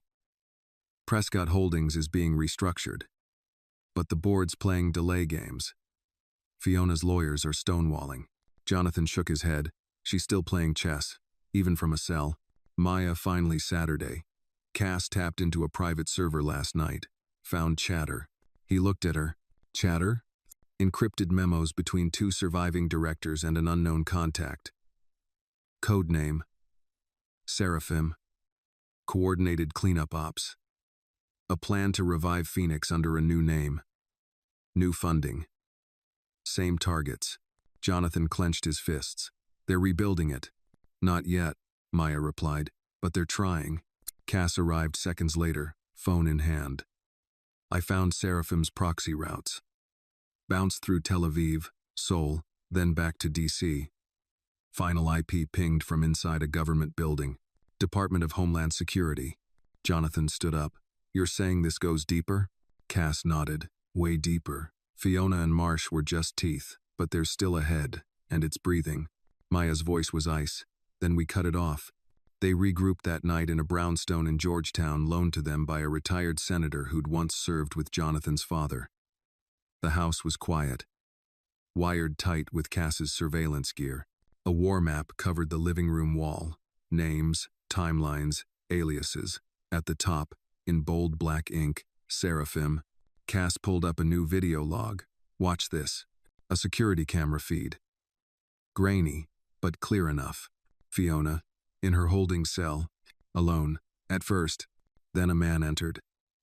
Mid-50s. Trim beard. Gray suit. Confident. No badge. No visible ID. He leaned down, whispered something in Fiona's ear. She froze. Her shoulders tensed. Then she smiled. The man left seconds later. Cass paused the video. Facial recognition gives us a name. Dr. Ellis Gray. Cyber defense specialist. DHS consultant. Former DARPA. Jonathan stared. He's Seraphim? Looks that way. Maya crossed her arms. That explains the encryption. The strategic timelines. He's not a soldier, he's a systems man. He doesn't pull triggers. He programs others to. Cass nodded. And he's starting something new. Codename. Project No. We don't have details yet. Just a name and one message intercepted off a flash route. She handed Jonathan a printout. The message read, Initiate clean slate. Phoenix is ashes. Noah will rise from what remains. Purity through control. Jonathan read the words slowly, then looked up. He's not rebuilding Phoenix. He's replacing it. The next morning, Maya met an old contact retired NSA analyst named Wilford Blake in a quiet diner off Route 301. He owed her a favor. Blake slid a napkin across the table. Written on it, Noah. Neuro-Operational Autonomous Hybrid. AI. Assisted Directive Platform, he explained. Designed for preemptive threat elimination using predictive behavior models. Think Phoenix. But faster. Cleaner. You won't even see the bodies drop. Maya's eyes narrowed. Where? Development site. Underground facility. Wyoming. Hidden under a decommissioned energy grid. But they move fast. If Seraphim's ready, he'll test it soon. She stood to leave. Blake added, They're building a god, Maya. A god who thinks killing you is a statistical act of kindness. Back in DC, Maya briefed the team. Jonathan stood in the middle of the room, fists clenched. They think they're creating safety. What they're really doing is erasing morality. Cass leaned forward. We still have one card to play. The NOAA team's head software architect is here. In town. Whistleblower potential. Jonathan asked. You trust them? No, but I believe they're scared. Maya picked up her bag. Then we pay them a visit. Tonight, they found her in a converted warehouse studio, working under a pseudonym. Emily Park. Korean. American. Early 30 seconds. Genius coder. When Maya and Cass confronted her, she didn't scream. She cried. I didn't know what they were building, she whispered. They told me it was to stop violence, to predict terror attacks. But then I saw the training data and the target maps. Jonathan stepped forward. What kind of targets? Emily shook her head. Not criminals, not threats. Voices, activists, journalists, even you. She handed over a tablet. On screen was a list of names. At the top, Jonathan Prescott, high risk divided by destabilizing narrative. Below, Maya William, neutralize, combat capable. Then, Cass Nightingale, wet work authorization confirmed. Jonathan stared at the list. They've already marked us. Emily whispered, the system is already online. They're just waiting for a trigger event, something to justify the purge. Cass looked up. Then we trigger it first. Maya nodded. We break into the Wyoming site. We end no before it speaks. Jonathan turned to the window, watching the lights of the city flicker in the fog. They wanted a ghost war, he said, but we're not ghosts. He turned back to them. We're the reckoning. The frozen plains of Wyoming stretched like a battlefield lost to time, silent, vast, and devoid of human warmth. Beneath that stillness, buried under a decommissioned hydroelectric station, the future of silent warfare waited to awaken. Project Noah wasn't a bunker, it was a cathedral of code. And tonight, it was about to be breached. Jonathan, Maya, and Cass stood near the edge of a snow-covered cliff, overlooking the dark shell of the old energy station. The wind bit through their coats. Their breath came out in clouds, but their nerves were fire-honed. Emily says the entrance is beneath the old turbine shaft, Cass murmured, pointing to a rusting intake pipe near a frozen reservoir. She warned us pressure plates, facial recognition sensors, ground-embedded vibration monitors. Seraphim left no weak spots. Maya adjusted her gear, eyes never leaving the complex. He's not guarding a facility. He's guarding God. Or what he thinks is God. Jonathan looked at both women. Then let's go and show him it bleeds like everything else. Getting in wasn't the challenge. Cass disrupted the vibration monitors with a staggered EM burst. Maya cut through the reinforced access panel beneath the turbine like it was paper.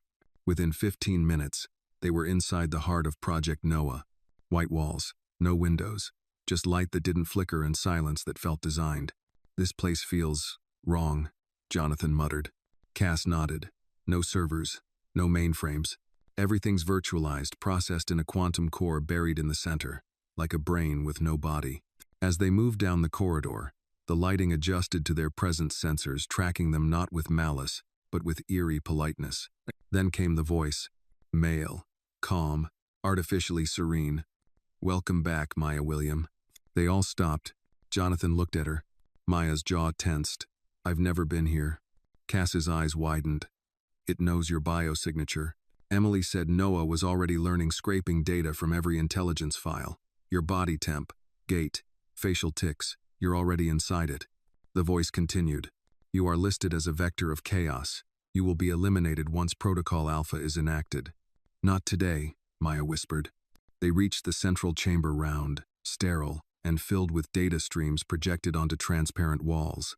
A single chair sat in the center, surrounded by a 360-degree holographic ring. This was the Ark of No. Cass moved to interface.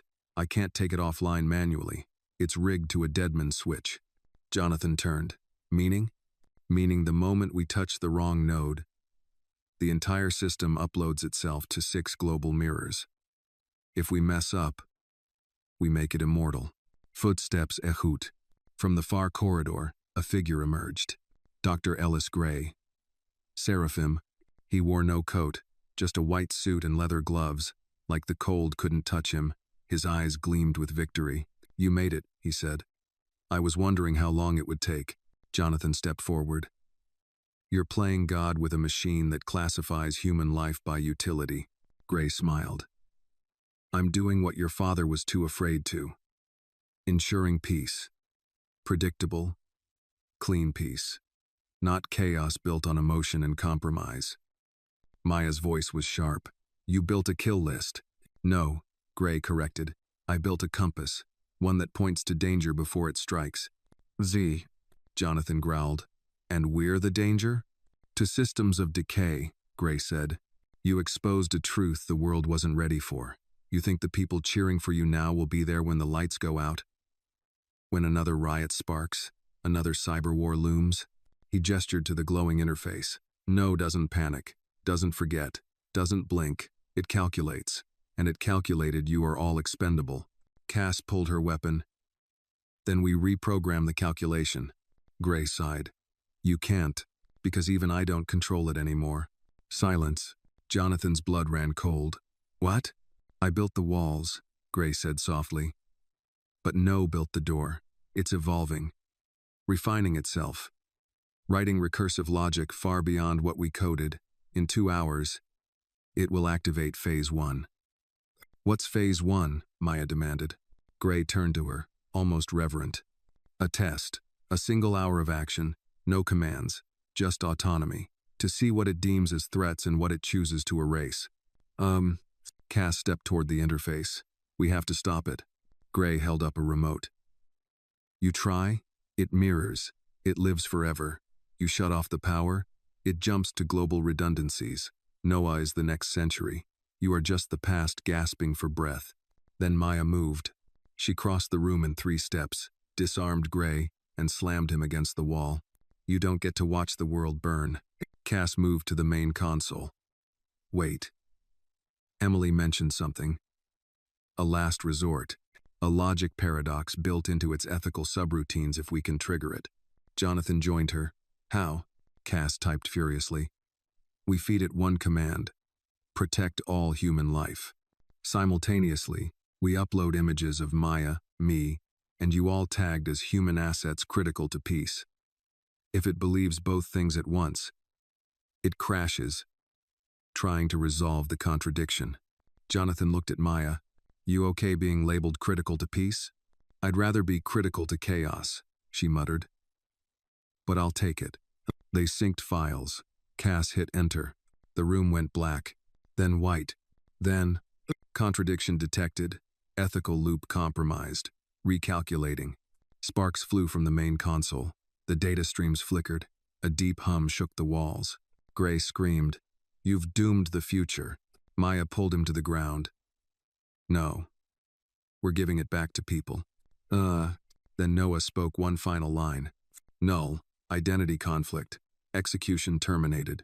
And the lights died. The world didn't end, but something did. Noah collapsed before its first breath. Its core scrambled. Its global backups vaporized by the same paradox Cass injected. And with it, the last legacy of Phoenix turned to ash. That night, they stood outside the wreckage, snow falling softly. Jonathan looked to Maya. So, is this peace? Maya shook her head. No, it's just the quiet after a battle. Cass added, but now people can fight for something real, without ghosts watching them. Jonathan looked at the stars above. Maybe for the first time in years, they weren't watching him back. Snow still clung to the seams of Jonathan's coat as the jet lifted from a frozen Wyoming airstrip, carrying him, Maya, and Cass eastward toward Washington, D.C., and toward the reckoning that still lingered. Project Noah was gone. Seraphim was in custody, and yet no one was celebrating. Jonathan sat by the cabin window, watching the white plains fall away beneath them.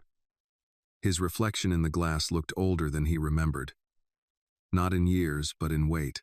Maya sat across from him, a file folder open on her lap, her fingers moving across pages like a pianist preparing for a final performance. What are those? He asked, his voice barely above the hum of the engines. She looked up.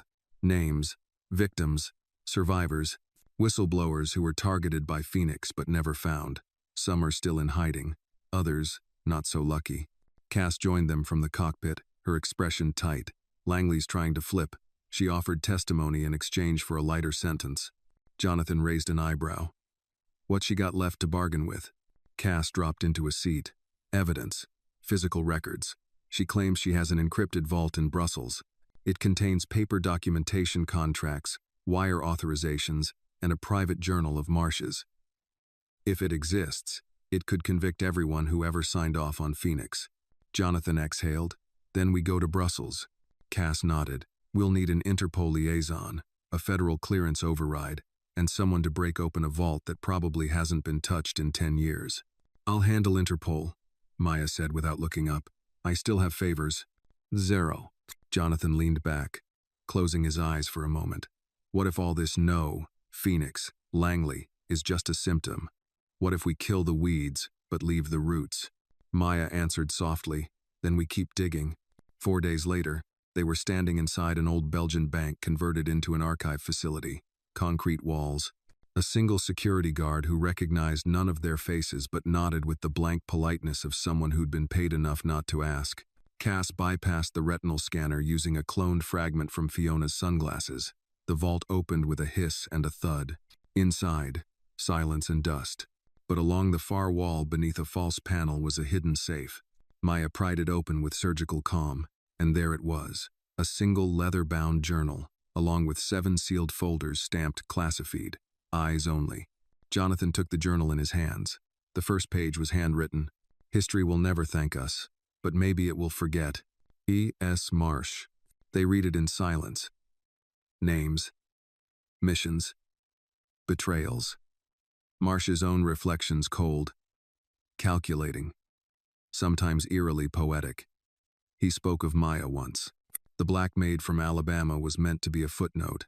She became a fault line. Maya read it twice, then closed the book. Back in D.C., they met with 2 Justice Department officials behind closed doors. The evidence was turned in properly. Legally. Cass made encrypted copies. Maya stored one offline. Jonathan kept the journal locked in a vault beneath the old family estate. But still no press conference. No ticker tape parade. Because this was not the kind of war that ended with a bang. It ended with silence, with power shifting quietly. With the heads of corporations and agencies retiring early. With government suddenly more transparent. Not because they wanted to be, but because they had to be. It ended with awareness, and that was enough. A week later, Jonathan stood alone in the garden of his restored family home. Lily was upstairs painting. Maya and Cass were preparing for a debrief with the new Federal Oversight Committee. He walked the gravel path his father once paced every morning. The flowers had bloomed again, bright oranges and reds cutting through the cool fall air. He stopped at the old oak tree where he'd buried the first Phoenix file. It was gone now, but the memory remained. Maya approached from behind. "You look like a man deciding something." Jonathan smiled faintly. "Maybe I am." She waited. "I've been thinking," he said. "Maybe I step back. Not disappear but fade. Let the story rest. Let Lily have a father who's not always chasing ghosts." Maya nodded. "You've earned that. What about you?" She paused. "I keep going. But quietly. There are still shadows that haven't been named. And I'm not tired yet." He turned. "You ever think about stopping?" "Only when I forget what it cost to get here." They stood in silence. Then Maya handed him a folded piece of paper. A name, an address. "What's this?" he asked. "A girl in Detroit, 12 years old. Her parents were killed in a drone strike, authorized under Phoenix. She thinks the world doesn't care she exists." Jonathan held the note. "And you?" "I told her she was wrong." He looked up at her, emotion in his throat. "You never were a maid," he said softly. Maya smiled. "No. But I was always the cleanup crew." That night, a new headline flashed quietly across smaller news outlets. Anonymous source reveals final phase of disbanded Phoenix project, hundreds of civilian targets saved. There was no name attached. No face.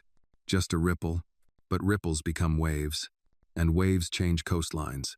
The wind stirred gently across Arlington Cemetery, whispering between white stones and waving flags.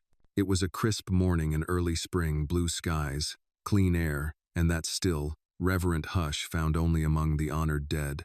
Jonathan Prescott stood before his father's grave. His overcoat billowed slightly behind him. One hand rested in his pocket. The other held a folded letter, handwritten, sealed in wax. It wasn't addressed to the press, the courts, or even to the public. It was addressed to his daughter, for Lily, when she's ready to understand why her father chose the long road over the loud one. He tucked it beneath the bouquet of fresh tulips. No fanfare. No cameras. Just legacy placed gently in the soil. Behind him, Maya waited, dressed in black, but not mourning. Her eyes were watchful, steady, unshaken as they had always been. "You ready?" she asked. He turned to her, nodding. "As I'll ever be." They drove in silence, Maya at the wheel, the DC skyline growing smaller behind them. Cass had left the night before for a closed-door briefing with global human rights agencies. Her work was just beginning, tracking war crimes, dismantling leftover Phoenix satellites, rerouting whistleblowers to safety. But this ride wasn't about missions or intel drops. It was about closure. The car stopped in a quiet suburb in Maryland. Children rode bikes. Lawns were manicured. American flags fluttered beside mailboxes. It was the kind of place that looked untouched by the kinds of shadows Jonathan had spent years trying to drag into the light. They walked to a small house. Maya knocked once. The door opened slowly. A girl stood there, 12, thin, hair pulled back tight. Her eyes were skeptical, wounded. Behind her, a foster mother hovered protectively. Maya raised a hand. "We don't mean to intrude," she said gently. "Just wanted to deliver something." She handed the girl a small manila envelope. Inside, a scholarship fund application, an apology letter, a contact number written in Maya's handwriting, and one photo. The photo showed a military drone with the word Phoenix faintly visible on its tail and a red X drawn over it. The girl stared at it, then looked up at Maya. "Who are you?" Maya crouched down to meet her eyes. "Someone who didn't forget you." The girl didn't speak, but she nodded, and that was enough. Later that evening, Jonathan returned home to Lily. She was sitting by the fire, drawing. Her picture showed 3 people standing in front of a black storm, arms linked. A little girl, a man with glasses, and a woman with a braided bun, and a scar on her arm. "Is that us?" he asked. Lily smiled. "It's the team." Jonathan sat beside her. "I like that." She looked at him seriously. "Will you be gone again?" He shook his head. "No, I'm staying. For good." Her shoulders relaxed. "Good, 'cause Maya said you owe me a tea party." He chuckled. "Then we better find the best cookies in D.C. From the kitchen, Maya's voice called out, "I already ordered them." Jonathan smiled. For the first time in years, the smile reached his eyes. Elsewhere, the world continued spinning. Fiona Langley faced a tribunal. Marsh refused interviews. Seraphim's trial was delayed, buried beneath legal obfuscation and political friction. The system didn't reform overnight, but a new oversight task force formed quietly under bipartisan support. Its name, the Covenant Group. Its first advisor, Cass Nightingale. Their mission? Monitor future autonomous intelligence systems and corporate government alliances. No more ghosts in the wires. Weeks passed. Spring turned to summer. In a quiet town near the coast, Maya opened a martial arts studio. It didn't have a flashy sign or online presence, but word spread fast, especially among young girls with fire in their eyes and bruises on their hearts. She taught them balance, boundaries, how to stand even when the world tried to shrink them. One morning a student asked her, "Did you ever get scared?" Maya paused, thought of Noah, Fiona, the old mansion. The moment that little girl grabbed her hand and whispered, "Please save my dad." "Yes," she said, "but I didn't let fear have the last word." As for Jonathan, he wrote, not a memoir, not a tell-all, but a fictional novel thinly veiled, raw, and humane. It was about a man who lost everything, only to find meaning in the margins. It sold modestly, but it reached the people who needed it. He spoke once at a university, no cameras, no press. One student raised her hand. "Do you think justice was done?" Jonathan paused, then replied, "Justice is never a full plate. But it's enough when you leave the table knowing someone else won't go hungry." No. And so the quiet rebellion continued, not through revolutions or fire, but in whispers and actions, in seeds planted after the fire had passed. They hadn't saved the world, but they had saved its reflection. And that sometimes is all the world really needs. The quietest heroes often carry the heaviest burdens. This story reminds us that justice isn't always loud or immediate. It is fought for in silence, in sacrifice, and in small, courageous choices.